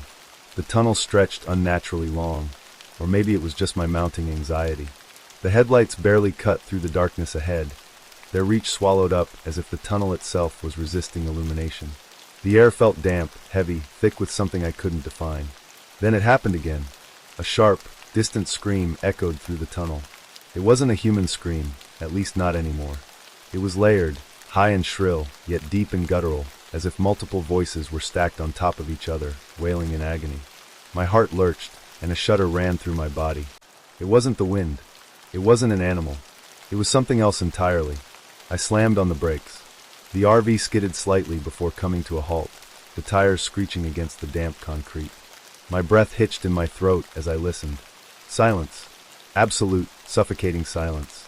Even the engine idled too quietly, as though afraid to disturb whatever lurked within the tunnel's shadows. Then, bang! A violent thud reverberated through the RV, like something had struck the back of the vehicle with tremendous force. My pulse spiked. I twisted in my seat, eyes darting toward the rearview mirror. The tunnel behind me was pitch black, an abyss swallowing everything. There was nothing there. Another bang. This time it came from the side, directly outside my driver's window. My head snapped toward it, and for a fraction of a second, I swore I saw movement, the vague outline of a figure pressed against the glass. But when I blinked, it was gone, leaving only a faint smudge of condensation. I couldn't breathe. My fingers trembled as they hovered over the ignition button. I needed to get out of here. Now, just as I reached for the gear shift, a whisper, right next to my ear. It was unintelligible, a hushed murmur, like someone speaking through static. The hair on my arm stood on end, a primal instinct screaming at me to run. But how could I run when I was trapped inside my own vehicle? I swallowed hard, forcing myself to focus. My hands were slick with sweat as I threw the RV into drive and slammed my foot against the gas pedal. The tires shrieked against the road as I sped forward, the tunnel stretching on impossibly long. I didn't care. I just needed to get out. But the faster I went, the louder the whispers became. They swarmed around me, inside the RV, pressing against the walls, the ceiling, the windows. And then the screams returned. They erupted from every direction, shrill and deafening, filling the cabin with a cacophony of agony. My ears rang, my vision blurred, and my body felt like it was being crushed under the weight of their suffering. The wheel jerked in my grip as if unseen hands were trying to rip control away from me. Then the headlights flickered. A pulse of darkness swallowed the tunnel, leaving me blind for a terrifying moment before the lights sputtered back to life. But when they did, the road ahead was no longer empty. A figure stood directly in my path. My breath caught in my throat. It was tall, unnaturally so, with elongated limbs and a head that tilted at an inhuman angle. Its body was shrouded in tattered darkness, as though it was stitched from the very fabric of the night. And its face? There was no face. Just a gaping, endless void where eyes, a mouth, and features should have been. And yet, I knew it was watching me. I could feel its gaze burrowing into my soul, peeling back my skin, my mind, my memories. It saw me. It knew me. The RV was still hurtling forward, but the figure didn't move. It just stood there unbothered, as though physics itself did not apply to it. And just before impact, everything went black. No sound, no movement, no time, just nothingness. And then a voice. A single, distorted whisper slithering through the void. "You never left." I gasped, my body jolting forward as if breaking through the surface of water. The RV was still. My hands were still gripping the wheel. My lungs burned from the breath I had unknowingly been holding. But the tunnel was gone. I was parked on the side of an empty road, the forest stretching out on either side of me. The moon hung heavily in the sky, casting an eerie glow over the scene. My heart thundered in my chest as I scanned my surroundings. There was no sign of the tunnel, no sign of the figure, but my ears still rang, and the faint echo of a scream still lingered in the air. I slammed on the brakes, the RV screeching to a halt just outside the tunnel's mouth. My breath came in ragged gasps as I gripped the wheel, knuckles white, staring into the impenetrable darkness ahead. The screams had stopped. The silence that followed was almost worse, like the world itself had been muffled, holding its breath in anticipation. A shudder ran down my spine as the air inside the RV turned thick and suffocating, pressing down on me like an invisible force. I could feel something watching. Not just watching, waiting. I turned to Sarah, expecting to see the same raw terror on her face, but she wasn't looking at me. She was staring straight ahead, eyes wide, her lips parted slightly as if she wanted to speak but couldn't. I followed her gaze to the tunnel. The headlights flickered, dimming for a brief moment before surging back to full brightness, illuminating something that made my stomach drop. A figure stood just inside the tunnel. At first, I thought it was a trick of the shadows, but as my vision adjusted, I saw it clearly. A woman. No, a girl. Thin, almost skeletal, wearing a tattered white dress that looked soaked and heavy, clinging to her frail frame. Her hair was long and matted, hanging in thick clumps over her face, hiding her features. But the way she stood, motionless, directly in the center of the tunnel, it was as if she had been waiting for us to stop. I swallowed hard, my pulse hammering. "We have to go," I whispered to Sarah, barely able to form the words through my tightening throat. But she didn't respond. I reached out to shake her, but the moment my fingers touched her arm, the girl moved. It was not a normal movement, not the slow, hesitant approach of a person. 1 second she was standing in the tunnel, and in the next, she lurched forward, her entire body convulsing like a puppet with severed strings. Her limbs twitched unnaturally as she jerked closer, her bare feet never touching the ground. Then, the screaming began again. It wasn't coming from her mouth. It came from everywhere, surrounding the RV, piercing through the metal walls like they were paper thin. The sound was deafening, a mixture of agony and rage, reverberating in my skull. I clamped my hands over my ears, but it did nothing to muffle the sheer force of it. Sarah was shaking, her body rigid, her mouth opening in a silent scream of her own. The girl was almost at the windshield now. Her head twitched violently, jerking from side to side, her hair whipping around her face. And then, with an unnatural snap, she looked up. Her eyes, if you could call them that, were hollow pits of darkness, deeper than the tunnel behind her. The moment our gazes locked, the RV's engine died. The lights flickered again, dimming almost to darkness. The temperature inside plummeted, ice forming along the edges of the windshield, our breath visible in the air. The screaming grew sharper, drilling into my skull. My hands trembled as I desperately turned the key, trying to restart the engine. Nothing. The girl pressed a single, bony hand against the glass. The windshield cracked on impact. A spiderweb of fractures shot outward from her palm, but that wasn't the worst part. The cracks weren't forming randomly. They were letters. Words burned themselves into the glass in jagged, unnatural script. Burn. I had no time to process it. The moment the word finished forming, The smell of smoke filled the RV, thick, acrid, suffocating. It clawed at my throat, burned my eyes. I coughed violently, trying to clear my vision, but the air was filled with swirling embers. I looked back at the tunnel. The girl was gone, but the tunnel was burning. Not just the tunnel, the road, the trees, the very air around us was engulfed in flames. Fire roared to life, stretching toward us like hungry fingers, the heat searing through the windshield. The RV's interior became an oven. I could hear something crackling beneath us. The tires? The floor? The entire vehicle was melting around us, the windows warping, the walls peeling back like charred paper. Sarah snapped out of her frozen state, screaming my name. Drive! Just drive! I turned the key again, and by some miracle, the engine roared to life. Without hesitation, I slammed my foot down on the gas.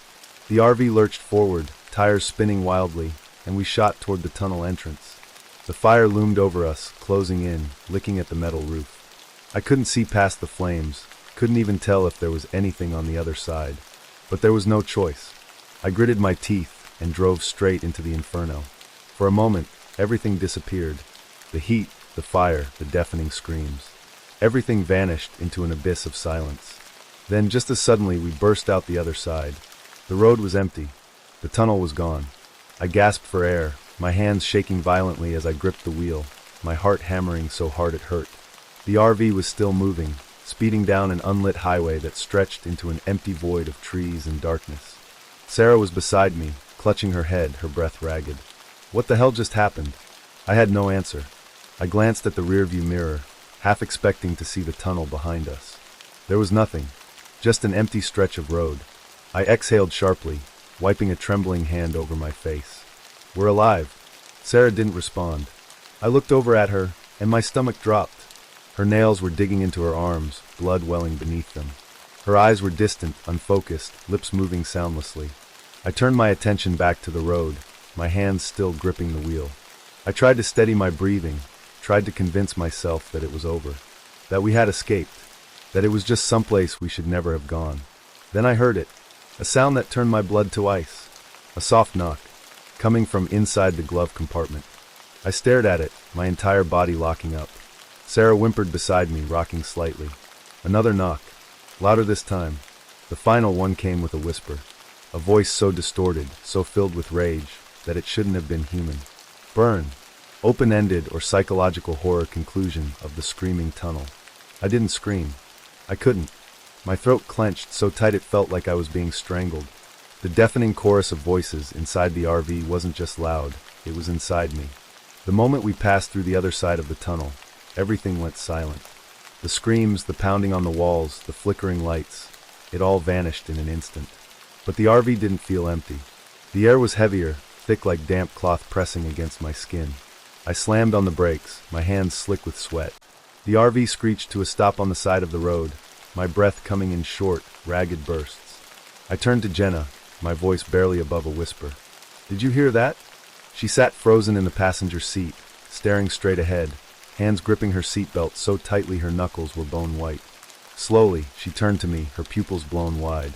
It wasn't just screaming, she muttered. They were calling my name. A deep chill sank into my stomach. What? She shuddered, her breath uneven. They were screaming my name, over and over. A gust of wind howled outside, shaking the RV. I turned to look through the windshield, half expecting to see figures on the road behind us. Nothing. Just empty highway stretching into the black horizon. We're getting out of here, I said, forcing my hands to stay steady as I shifted the RV into gear. The engine rumbled to life, and we pulled back onto the road. The tunnel was behind us now, but I felt no relief. The silence felt wrong, unnatural. Jenna sat rigid in her seat, staring at her phone. Her hands were trembling as she typed something. Then, her face drained of color. No service. That wasn't right. We had service before entering the tunnel. The map, the GPS, it was all working. Now, nothing. Just a black screen with no signal glaring back at us. The road stretched endlessly ahead, illuminated only by the weak glow of our headlights. I drove in tense silence, hyper-aware of every bump, every shadow, every flicker of movement in the corner of my eye. My pulse throbbed in my ears. Then I heard it. A knock. Soft at first, like fingertips tapping against the back wall of the RV. Jenna's head jerked toward me. You heard that? I didn't answer. My grip on the steering wheel tightened. I kept my eyes on the road, my breath shallow. Another knock. Louder. Then a whisper. A voice I didn't recognize rasped from the back of the RV. "You never left." I slammed the brakes, my heart hammering against my ribs. The RV skidded to a stop, tires screeching on the pavement.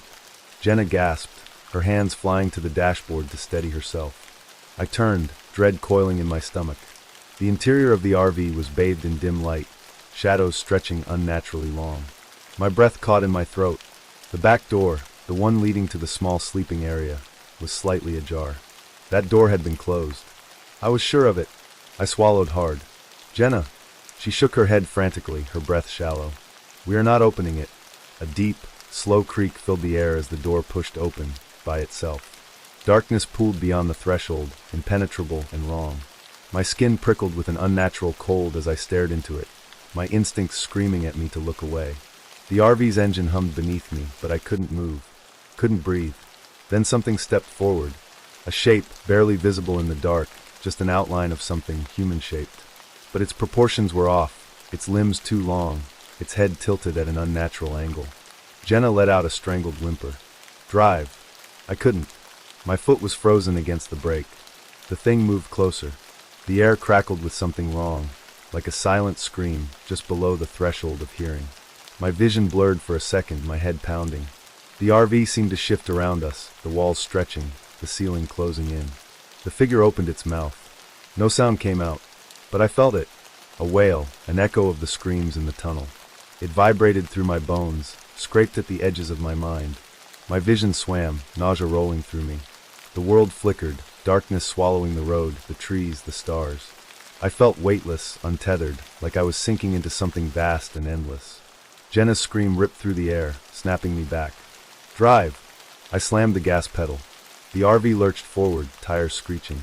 The thing didn't move, it just watched as we sped away. The road twisted and warped around us, headlights cutting through unnatural shadows. My vision blurred. I blinked, shaking my head, trying to focus. Then suddenly, we were back at the mouth of the tunnel. I slammed the brakes, my breath hitching. Jenna's fingers dug into my arm, her eyes wild with panic. "No," she whispered. "No, no, no." My stomach dropped. We had been driving for miles. Miles. And yet, we were back where we started. The gaping black mouth of the tunnel loomed ahead, waiting. The GPS flickered to life on Jenna's phone. She fumbled to open it, her hands trembling. I glanced over, my pulse hammering in my ears. My heart stopped. The GPS screen was glitching, the map flickering between normal roads and something else. A message burned red across the screen. "You can't leave." Jenna let out a strangled sob. I gritted my teeth, refusing to give in to the panic clawing at my chest. "We are not going back through that tunnel."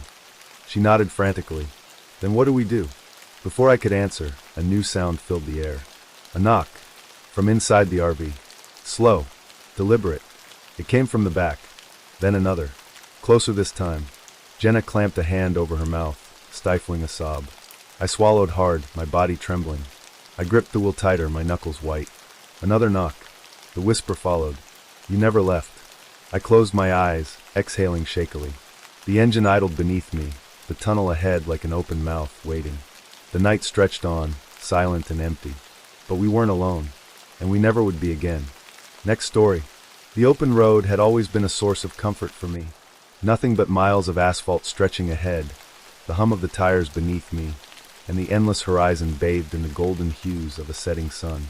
The RV was my escape, my little slice of solitude away from the city, from the responsibilities that had been weighing me down. That's why I took this trip, just me, the road, and a few nights beneath the stars. I didn't have a strict destination in mind, just a rough plan to drive west and find a quiet place to camp for a while. Somewhere off the beaten path, away from people, away from noise. The spot I found was perfect. A small clearing just off a forgotten stretch of highway, surrounded by thick woods on all sides. It was quiet, almost unnaturally so, but after hours of driving, all I wanted was to park, stretch my legs, and relax. I stepped out of the RV and inhaled deeply, filling my lungs with crisp evening air. There was something refreshing about the silence. No cars, no city sounds, just the occasional rustling of leaves as the wind whispered through the trees. A small, winding dirt path led deeper into the forest, but I had no interest in exploring. Not tonight.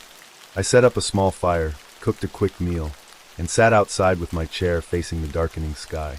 The stars were out in full force, and for a while, I let my mind drift. No distractions, just peace. But then, just as I was about to head inside for the night, I heard it. A scraping sound. Faint, but distinct. It came from beneath the RV. I froze, listening, my ears straining to catch any movement. At first, there was nothing, just the wind and the occasional chirping of crickets. Maybe it had been my imagination, or just the RV settling. Shaking my head, I let out a small laugh. "Relax," I muttered to myself. "It's probably nothing." Still, I grabbed my flashlight and crouched down, peering under the vehicle. The space beneath was cast in deep shadow, but nothing seemed out of place. No animals, no loose debris. Just dirt and dry leaves. I shook off the unease, climbed into the RV, and locked the door behind me. I settled into bed, letting the soft rocking of the RV lull me into relaxation. The heater hummed, the blankets were warm, and for a moment, I allowed myself to fully unwind. Then, just as I was drifting off, scrape. A slow, deliberate sound, like nails dragging against metal. I sat up abruptly, my heart pounding in my chest. Scrape, scuff, scurry. Something was moving beneath the RV. I held my breath, trying to make sense of the sound. It didn't have the quick, erratic movements of a small animal. It was heavier, more deliberate. Then, as suddenly as it had started, the noise stopped. I waited, listened. Nothing. Minutes passed. Maybe it had been the wind shifting some branches. Maybe I was letting my imagination run wild. I lay back down, determined to ignore the creeping sense of unease that was coiling in my stomach. Morning arrived in a slow, hazy blur. The warmth of the sun filtering through the RV windows was a welcome comfort after a restless night. Pushing aside my lingering unease, I stepped outside, stretching as I let the crisp morning air wash over me. And then I saw it. The dirt beneath the RV had been disturbed. Deep scratch marks marred the earth, long and uneven, as though something had dragged its claws through the soil. I frowned, crouching down to inspect them more closely. They were fresh. The soil had been dry and undisturbed the previous night, but now, it looked like something had crawled under my RV. A chill crept up my spine. What the hell had been out here? I checked around the area, scanning for tracks or signs of wildlife, but the scratches didn't resemble any animal prints I recognized. I shook my head, trying to rationalize it. Maybe it was a raccoon. Maybe I was overthinking it. Still, as I climbed back into the RV and started my morning coffee, I couldn't shake the feeling that something had been underneath me while I slept. I told myself it was just a weird one-time thing. That night, I stayed up later, sipping on a beer by the fire, listening to the wind rustling through the trees. The night was even quieter than before. Too quiet. There were no crickets this time. No rustling of small creatures in the underbrush. Just an unnatural, suffocating silence. I tapped my fingers against my beer can, telling myself I was being paranoid. And then, just past midnight, the sound returned. Scuff, scurry, scrape. I tensed, my grip tightening around my flashlight. The sound was right underneath me. I forced myself to breathe slowly, moving as quietly as I could toward the RV door. My hand hovered over the lock. Then, thud, something hit the undercarriage of the RV. Hard. My breath caught in my throat. I flicked the porch light on, grabbed my flashlight, and forced myself to look outside. Nothing. I circled the RV slowly, my footsteps crunching against the dirt. My fingers tightened around the flashlight as I took a deep breath and crouched down to look underneath. The beam of light cut through the darkness, illuminating the ground beneath the RV. But there was nothing there. No sign of movement. No sign of life. But the scratch marks, they were deeper than before. I stood up quickly, my heart hammering against my ribs. I wasn't imagining this. Something was under my RV, and it was getting bolder. I barely slept that night. Every time I closed my eyes, I swore I could hear something shifting beneath the RV. By morning, I had made up my mind. I needed to leave. I started packing up, my hands moving faster than my thoughts. My nerves were raw, my stomach twisted in knots. Then, as I was storing away my camp chair, I noticed something strange. The scratch marks under the RV weren't just random this time. They formed a pattern. 3 long slashes. Then another set, slightly offset. Like fingers. Clawed fingers. I stepped back, my pulse pounding in my ears. This wasn't just some animal looking for food. Something wanted in. Something knew I was here. I needed to go. Now. I climbed into the driver's seat, turned the key. and the RV refused to start. My stomach dropped. I turned the key again. The engine sputtered, coughed, and died. I checked the gas. Full. Battery? Good. Then, thud. Something hit the underside of the RV. I gripped the steering wheel, my breath caught in my throat. I wasn't alone out here. Something was waiting for me. Something was underneath me, and it wasn't going to let me leave. I sat in the driver's seat, gripping the wheel so hard my knuckles turned white. The RV wouldn't start. The engine had been running fine when I arrived, but now it was dead. A cold sensation spread through my chest. This wasn't normal. I turned the key again, listening to the engine stutter before choking into silence. My breath came shallow. Then, thud, a heavy, deliberate impact. From underneath the RV, I stiffened, heart hammering against my ribs. The sound wasn't distant. It wasn't a random bump or a branch falling. It was directly beneath me. I stayed frozen, waiting, listening. Then, a slow, dragging noise scraped against the floor beneath my feet. I yanked my legs up onto the seat without thinking, as if that thin layer of metal was the only thing keeping me safe. My eyes darted to the dashboard, my mind racing. What the hell was under there? For several minutes, I didn't move. I barely even breathed. I just sat, straining to hear anything else. But the noise had stopped. Only the wind outside, the rustling of unseen branches. I swallowed hard, trying to push down the lump of fear rising in my throat. Maybe it was just an animal. Maybe I was overreacting. I forced myself to move, to do something. Grabbing my phone, I flicked on the flashlight mode and slowly reached for the door handle. My fingers trembled slightly as I pushed it open. The night air was thick and still. I stepped out. A few feet away, the glow from my fire pit still flickered weakly, casting long shadows along the ground. My skin prickled as I crouched near the front of the RV, lowering my phone's light toward the dirt. And then I saw them. The scratch marks. Fresh, deep, and longer than before. They weren't random scrapes this time. They were deliberate. Parallel lines. Like fingers. I sucked in a sharp breath. My hand instinctively reached toward the ground. The marks were jagged, uneven, like something had been clawing its way closer. I shot up to my feet, my stomach twisting into a cold knot. No. No way. My head snapped toward the RV.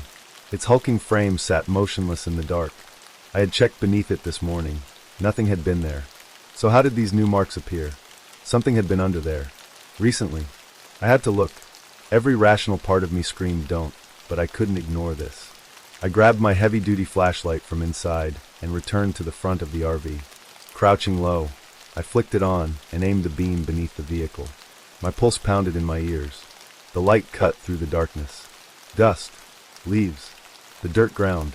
But then, a disturbance. The earth directly beneath the RV was disturbed. Pushed aside, like something had been dragging itself across the soil.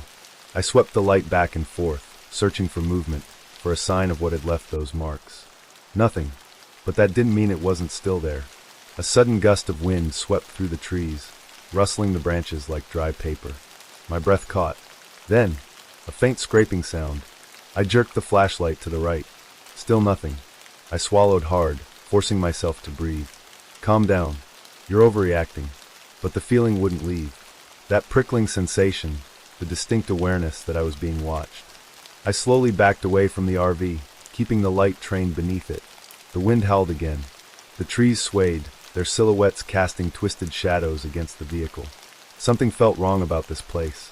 I locked the RV doors and double-checked the windows, making sure every possible entry point was sealed. My nerves were frayed, my exhaustion pulling me in different directions.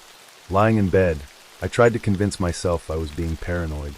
But sleep didn't come easy.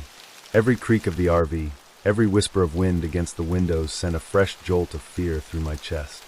Then, just past 2 a.m., thud. My eyes snapped open. The sound had come from underneath me. I held my breath, heart pounding. A second later, scrape. A slow, dragging noise along the floor beneath my bed. I pressed a hand over my mouth, stifling my own breath. The sound was inside the RV. No, not inside. Underneath. I clenched my jaw, squeezing my eyes shut, forcing myself to stay still. The scraping moved, shifting toward the front of the RV. Then silence. Minutes passed. Then an hour. I didn't move. Didn't sleep. When the first light of dawn filtered through the windows, I finally exhaled. It was gone. For now. Morning came with an eerie stillness. I stepped outside cautiously, scanning the area around the RV, and that's when I saw it. The dirt beneath the vehicle had been dug out, like something had been trying to burrow inside. I took a shaky step back, my stomach twisting. This wasn't some wandering animal. I had parked here 2 nights ago.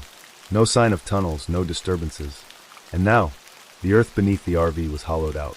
Something had been moving, digging. I crouched near the edge of the disturbed soil, hesitant. Then, a flash of white. Something long and pale stuck out from the dirt. I flinched, my pulse skyrocketing. It was a claw mark. Not just a scratch in the dirt, an actual, embedded imprint.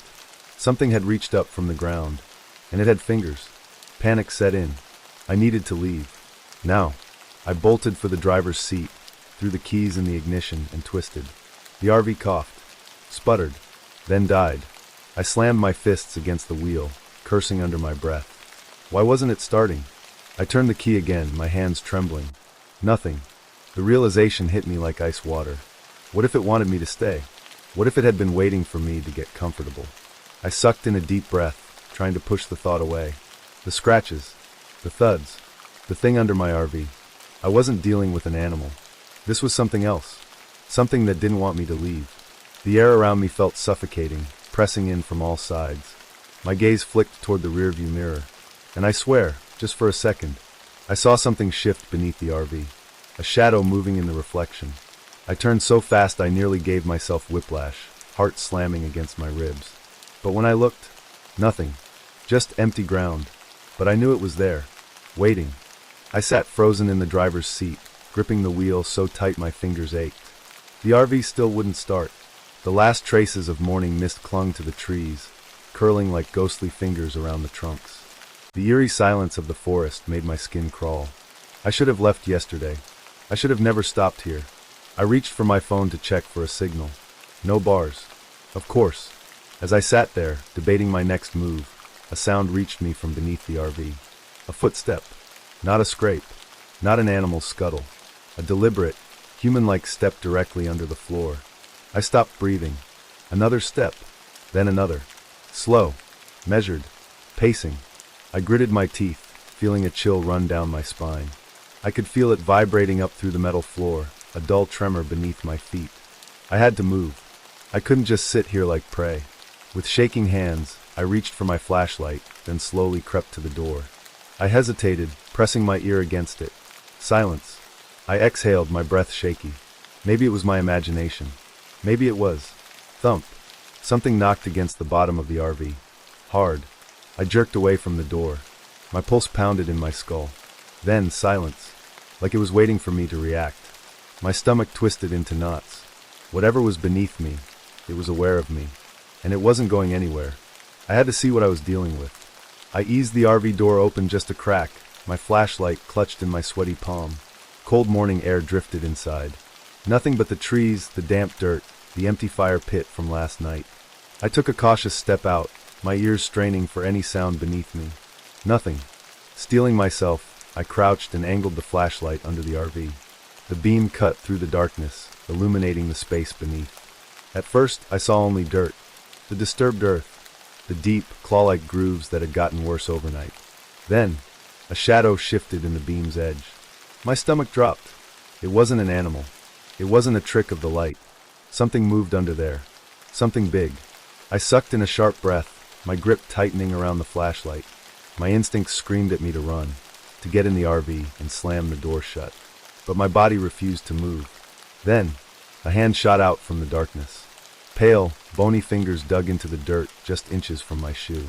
I scrambled backward with a choked gasp, nearly dropping my flashlight. My chest heaved, my heart hammering against my ribs. The hand was gone, vanished into the darkness beneath the RV. I staggered to my feet, eyes darting wildly around me. Nothing. No sound. No movement. But I knew what I saw, and it had seen me too. I locked myself in the RV, my mind racing. This wasn't normal. This wasn't possible. I needed to leave. But without a working engine or a phone signal, I was stranded. I paced the small interior, trying to figure out what to do next. The windows were locked, the doors secured. Whatever was under there couldn't. Scrape. A long, drawn-out dragging sound. Inside, I spun toward the rear of the RV, my breath catching in my throat. The sound was coming from beneath the floor. Then, a thump against the back wall. I stumbled backward, eyes wide. Another thump. Closer. I could hear it moving now, crawling inside the hollow spaces of the RV's walls and underbelly. How was that even possible? I grabbed a kitchen knife from the counter, my pulse roaring in my ears. The air inside felt wrong, thick, like I was breathing something stale and rotten. Then, tap, tap, tap. My head snapped toward the ceiling. It was above me now. I bolted for the door, throwing it open and lunging outside. The cold air was a shock against my sweat-slicked skin. My boots crunched against the dirt as I stumbled away, gasping for breath. The RV stood still, silent, but I wasn't imagining it. Something had been inside, and I wasn't going back in. I grabbed my backpack from the passenger seat, stuffing it with the essentials, my wallet, flashlight, phone, a pocket knife. I needed to get away from here, even if it meant walking. I turned toward the woods, my footsteps crunching against the damp leaves. My breath came fast and uneven, my nerves shot. I wasn't sure where I was going, only that I needed to go. The trees felt too still, the silence too heavy. And then I heard it. Footsteps. Not mine. Behind me. I froze, my pulse hammering in my skull. I turned my head slowly, every instinct screaming at me to run. The path behind me was empty, but the footsteps were still there, moving closer. I took a step back. The sound stopped. I took another step. Silence. I swallowed hard, scanning the trees. My breath came fast and shallow. Then, a whisper. A soft, rasping voice, drifting through the trees like a breath of wind. I couldn't make out the words, but it was right behind me. I ran. I sprinted down the path, the weight of my backpack bouncing against my shoulders. My lungs burned, but I didn't stop. The whispering had stopped. But I could feel it. It was still there, watching, waiting. I burst into a clearing, my boots skidding against the dirt. Panting, I spun around, my flashlight trembling in my grip. Nothing. No movement. No sound. Then I looked down. My stomach clenched. Footprints. Dozens of them, surrounding me in a perfect circle. But the worst part, they weren't mine. They were bare feet. Deep, clawed impressions. And they were facing inward, like something had been standing all around me. I staggered back, my mind reeling. This wasn't real. It couldn't be real. I needed to wake up. Then I heard it. A low, guttural laugh. Not in front of me. Not behind me. Below me. I looked down, and the dirt shifted beneath my feet, like something was crawling up from underneath. I screamed. No way out. The footprints. They shouldn't have been there. The circle of bare, clawed feet surrounding me, facing inward, was impossible. And yet, I was standing in the middle of it. The laughter was still there, low and wet, a rattling exhale that slithered up from beneath me. I took a shaky step backward. The dirt shifted under my boot, like something was breathing underneath the earth. I bolted. My legs burned as I sprinted through the trees, dodging branches, my heart hammering in my throat. The forest blurred around me, twisting into a mass of shadowed shapes. The whispering followed me, soft, teasing, like something just behind me was whispering my own name. I burst onto the narrow dirt road where my RV was parked. It stood in the same spot, silent, unmoving. But I knew something had changed. The underbelly of the RV, where I had seen the deep claw marks before, was now open. Not broken, not ripped, just open, like a mouth waiting to swallow me whole. I skidded to a stop, breath hitching, my gut twisted with instinctive dread. I needed to leave, but my keys were inside. The RV was my only chance. If I ran blindly through the woods, I might never find a road, let alone help. I took a cautious step forward, then another. The whispering stopped, and for a second, the world was too quiet. No wind, no rustling leaves, just an unnatural, suffocating silence. Then, something moved inside the RV. A shadow shifted past the front window. I saw it, not a trick of the light, not my imagination, a tall, thin shape. It passed by the window again, its movements unnatural, jerky, like a marionette being yanked by invisible strings. I clenched my fists. My whole body screamed at me to run, but I forced myself to stay put. I had no choice. I needed those keys. I stepped forward. The door of the RV creaked open by itself, and I knew I wasn't alone in there anymore. The inside of the RV was wrong. The moment I stepped in, the air thickened, heavy, stale, suffocating. It smelled like damp earth and something rotting. The dim interior was the same as I had left it, and yet not. The small dining table, the couch, the cluttered kitchenette. It was all there, but the shadows were too deep, like the darkness itself was watching me. The keys. I spotted them on the counter, right next to the sink. I took a slow, measured step toward them, keeping my breathing steady. I reached out. Bang. Something slammed beneath the floor. I froze. Then, scrape, scrape, scrape. A slow, deliberate dragging sound moved underneath me, beneath the thin layer of flooring. The RV had a hollow underbelly, a storage compartment that wasn't big enough for a person. But something was inside it. The floor bulged upward beneath my feet. I staggered back with a choked gasp, my stomach twisting. The air inside turned freezing cold. Then, a whisper, low, rasping, and inside the RV with me. It wasn't coming from beneath the floor anymore. It was right behind me. I turned my head, slowly, painfully, every nerve in my body screaming at me to not look. The RV had a small mirror near the bathroom door, and in it, I saw something standing behind me. Tall, gaunt. Its limbs were too long, its fingers curling inward like claws. Its eyes, two empty, hollow pits, locked onto mine through the glass. It stood impossibly still, like it was waiting, watching. My throat tightened, my limbs locked up. Then, it moved. Its head snapped toward me in the reflection, its mouth opening in a too-wide grin. A wet, rattling voice slithered out. "You let me in." I whirled around. Nothing. The RV was empty, but I knew it was still here, and it wasn't leaving. I lunged for the keys, my hands trembling. A loud crack erupted beneath me, the floorboard splitting open as something crawled up from underneath. I sprinted for the driver's seat. The shadows in the RV moved. The walls stretched, like something inside them was pushing outward, trying to force its way through. The air turned to ice. I jammed the key into the ignition. My pulse roared in my ears. "Please start. Please, God, start." The engine choked. Something whispered right behind my ear.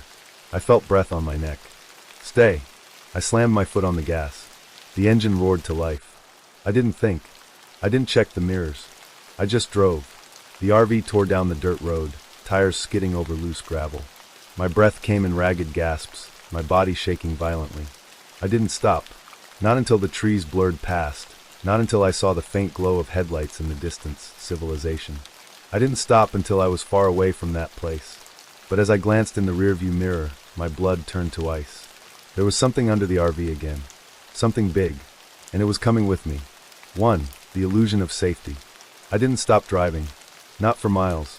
Not until I was well past the endless stretch of forest, the suffocating darkness, and whatever the hell I had left behind. The highway was empty except for my RV. The hum of the tires against the asphalt, the only sound breaking the silence. My hands were locked on the wheel, white-knuckled, my breath coming in shallow gasps.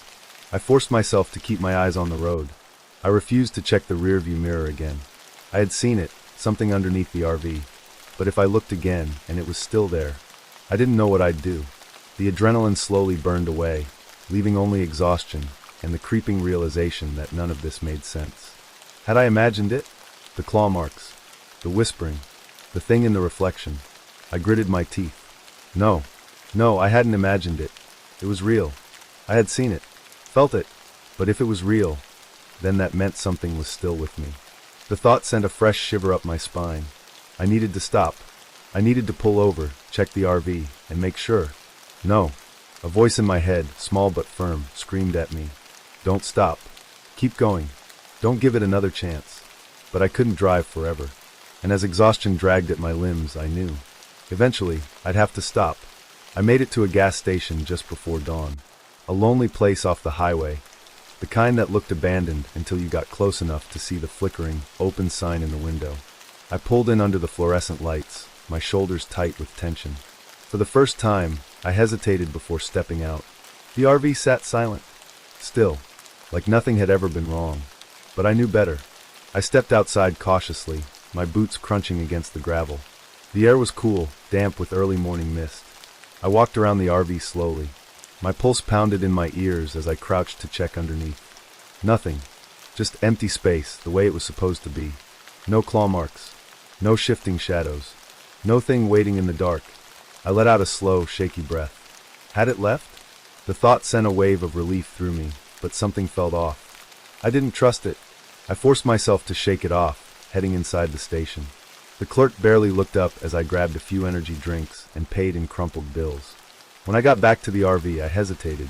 Then, with a deep breath, I stepped inside. The moment I closed the door, I felt it. The shift in the air. That same thickness. Like the RV was breathing. I stopped in front of the small mirror near the bathroom door. It was the same mirror where I had seen it before. My reflection stared back. My face was pale, eyes shadowed with exhaustion. But something about it, something wasn't right. I took a step closer. The air turned cold. My reflection smiled. My stomach lurched. I hadn't moved, I hadn't smiled, but my reflection had. Slowly, deliberately, like it knew I was watching. Then its lips moved, and I heard it. A voice that wasn't mine. I never left. The lights flickered. A loud thud sounded beneath the floor. I spun around. Nothing. But the RV creaked, the walls groaning like they were adjusting to something inside them. I bolted for the driver's seat. I had to get out. I had to leave. I drove. For hours. I didn't stop, didn't look back, didn't breathe until the sun was fully above the horizon. But no matter how far I went, the feeling remained. Like something was hiding just beneath my skin. Like something had burrowed into the walls of the RV, stretching, watching, waiting. I tried to ignore it. Tried to convince myself I was just paranoid. Then the claw marks came back. I found them 2 nights later, after pulling into another rest stop. They hadn't been there before. But when I woke up, they were everywhere. Long, deep gouges in the floor.